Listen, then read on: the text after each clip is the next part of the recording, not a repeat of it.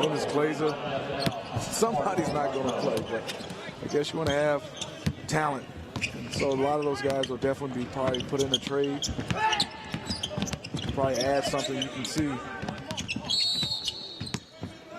Defensive 3 seconds called against Miami here, so technical. They're loaded at the wing position. And athletically, too. I'm talking about Ross, Gay, and DeRozan. Let's see their practices. We need to go watch one of their practices. A great story. No slouch either. What a great story in Kobe Carl, George Karl's son.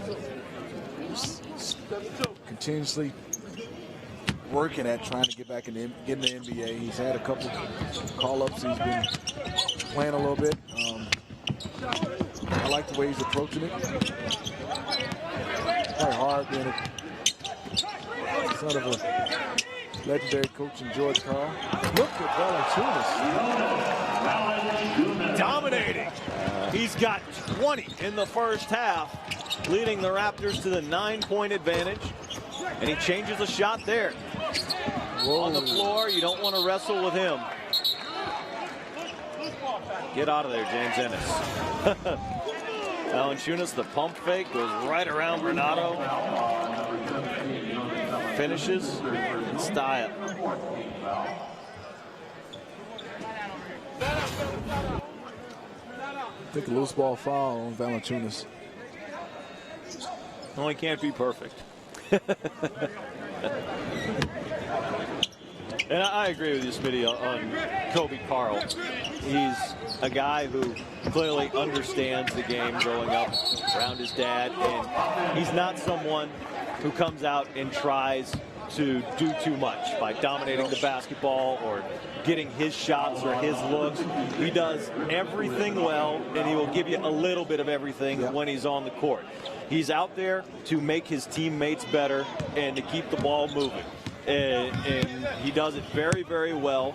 It's just, again, like the Dwight Bikes situation, you have to find one team that needs you to be that guy. And he just needs to find that spot again like he did with the Lakers and the Cavs.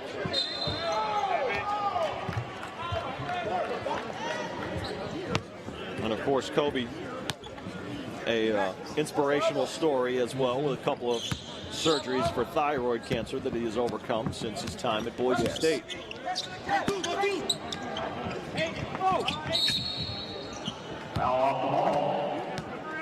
Carl just gets run over that time by Ennis on the baseline, and is whistled for the foul.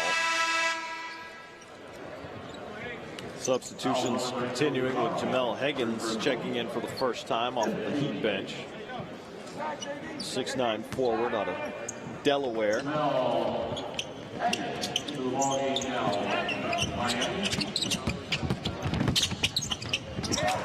Carl takes Kabongo's pass out of bounds on the baseline. 4:17 to go in the half.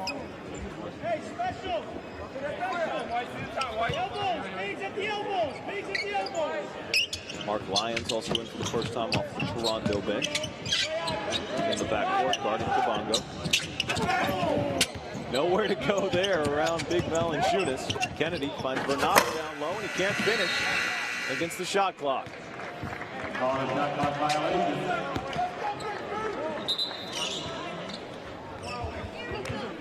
You look at Jarvis Bernardo, guy who has a ring with the Heat from this last season. Came out of Mississippi State in 2010, was a second-round pick after an amazing college career.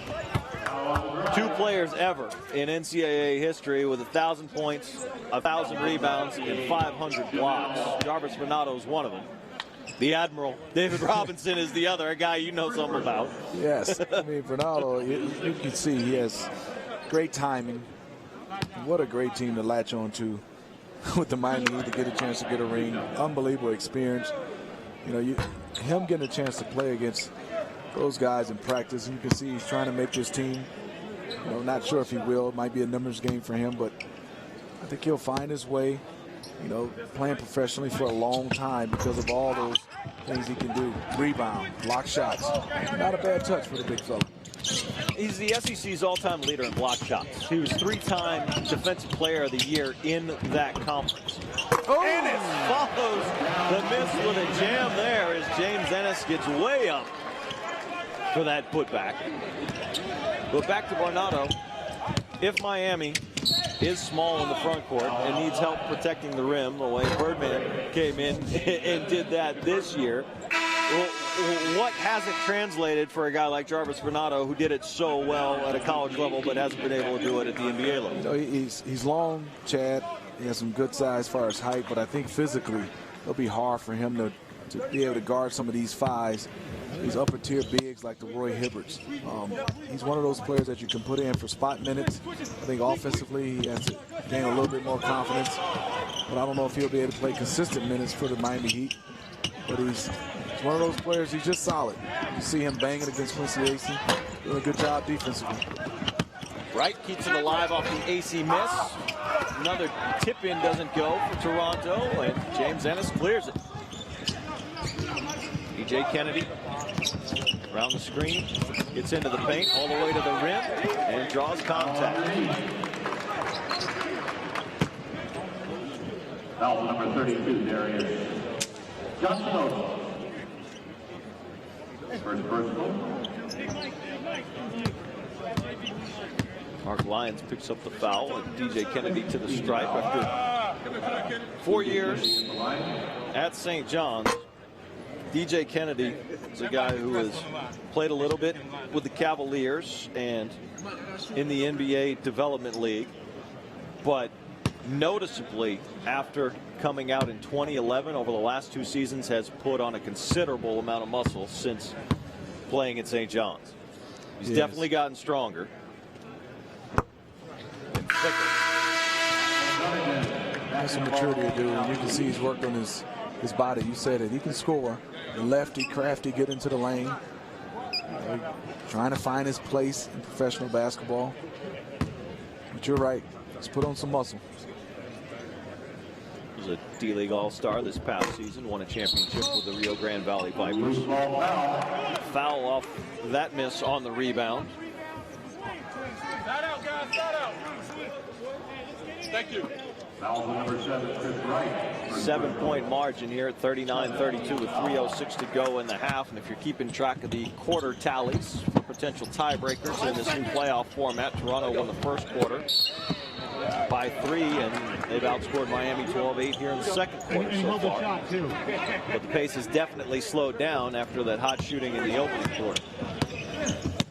Mark Lyons, you can see handling the point guard duties. Did a good job at Arizona last year. You know, more of a natural scorer. Look at Quincy Acey getting on the ground. Well, that's some of the grinding you're talking about, right? With Acey getting some floor burns.